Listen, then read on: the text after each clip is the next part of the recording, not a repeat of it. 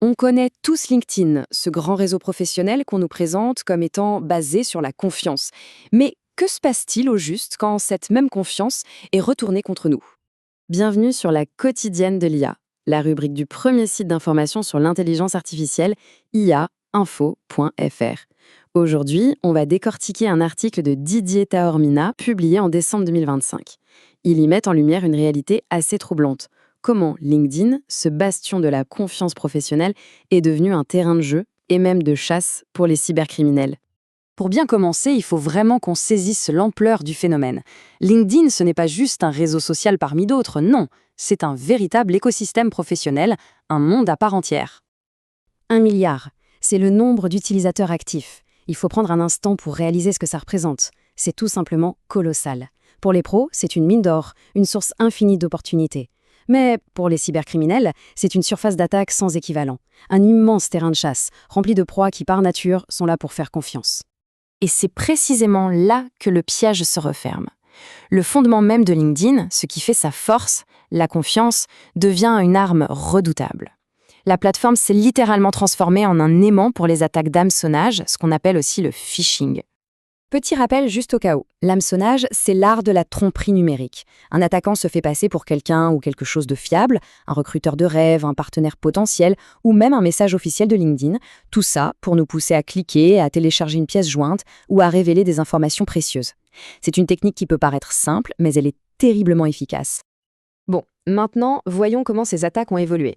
Parce qu'on ne parle plus des simples courriels bourrés de fautes d'orthographe qu'on recevait avant. Non, l'intelligence artificielle a complètement changé la donne. La menace est devenue bien plus sophistiquée. Alors là, accrochez-vous bien parce que le chiffre est vertigineux. Rien qu'en 2024, LinkedIn a détecté 156 millions de faux comptes. C'est une augmentation de 30% en une seule année. Une telle explosion, c'est impossible sans un outil, l'intelligence artificielle. Alors, comment ça marche concrètement? C'est là que l'IA devient redoutable. Elle ne se contente pas de créer un faux nom, elle va générer des photos de profils ultra réalistes de personnes qui n'existent tout simplement pas. Elle va ensuite inventer des parcours professionnels complets et crédibles, et pour couronner le tout, elle va ajouter de fausses recommandations pour solidifier le profil. Et l'étape finale, c'est l'envoi de messages personnalisés à très grande échelle. Le leurre est quasiment parfait. Et bien sûr, les conséquences sont très réelles. Prenez l'exemple de l'opération Dream Job. Des cybercriminels ont bâti de toutes pièces des profils de recruteurs parfaits pour cibler des ingénieurs très spécialisés dans l'aéronautique. Le premier contact, il se fait tranquillement sur LinkedIn, avec une offre d'emploi qui a l'air trop belle pour être vraie. Et pourtant, une fois que la confiance est établie, l'attaque passe à la vitesse supérieure. On a souvent tendance à sous-estimer l'impact de ces attaques.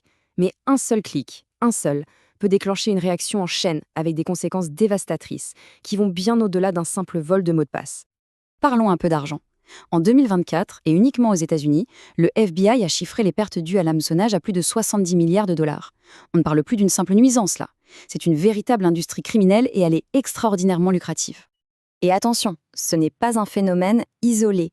58% des organisations ont été touchées par des piratages de comptes qui ont très souvent commencé par un message d'hameçonnage. Ce qu'il faut retenir, c'est que personne n'est vraiment à l'abri, que ce soit les petites entreprises ou les grands groupes.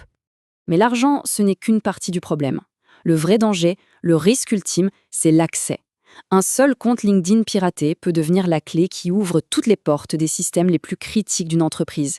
Son Microsoft Entra, son Google Workspace, ses bases de données. Bref, de quoi paralyser complètement toute son activité. Face à une menace pareille, la passivité n'est juste pas une option. Heureusement, il existe des stratégies et des réflexes, souvent assez simples, à adopter pour renforcer considérablement sa défense. Alors, concrètement, on fait quoi? Voici 4 réflexes clés à avoir. Premièrement, on analyse les profils. Un compte créé il y a 2 semaines avec très peu de connexions, ça doit tout de suite alerter. Deuxièmement, on vérifie systématiquement l'adresse courriel de l'expéditeur. Troisièmement, et ça ce n'est pas négociable, on active l'authentification multifacteur. Et enfin, pour toute demande un peu sensible comme un virement, on sort du canal numérique et on décroche son téléphone pour confirmer. Voilà un conseil très pratique. C'est essentiel de mémoriser les domaines de messagerie légitimes de LinkedIn, ceux qui sont listés ici à gauche. Tout ce qui ressemble mais qui n'est pas exactement pareil, comme les exemples à droite, c'est une tentative d'arnaque, point. C'est un tout petit détail, mais qui peut vraiment tout changer. Pour conclure, la technologie seule ne suffira jamais. L'arme la plus puissante contre cette menace, ça reste et ça restera toujours notre propre jugement et notre vigilance collective. Cette citation de l'article résume la situation à la perfection. Face à des attaques qui évoluent sans cesse grâce à l'IA, notre défense doit elle aussi évoluer. Et elle repose sur 2 piliers. La technologie, bien sûr, comme l'authentification multifacteur, et surtout, le facteur humain. Tout ça nous amène à une question de fond. Notre réseau professionnel est-il vraiment aussi sûr qu'on aime à le penser? Après tout ce qu'on vient de voir, il est peut-être temps de poser un regard neuf sur nos connexions et nos habitudes en ligne. Car en fin de compte, la sécurité de ce réseau, elle dépend de la prudence de chacun de ses membres. Pour creuser le sujet, n'hésitez pas à retrouver toute l'actualité autour de l'intelligence artificielle sur le portail ia-info.fr. Merci de nous avoir suivis et surtout, restez vigilants.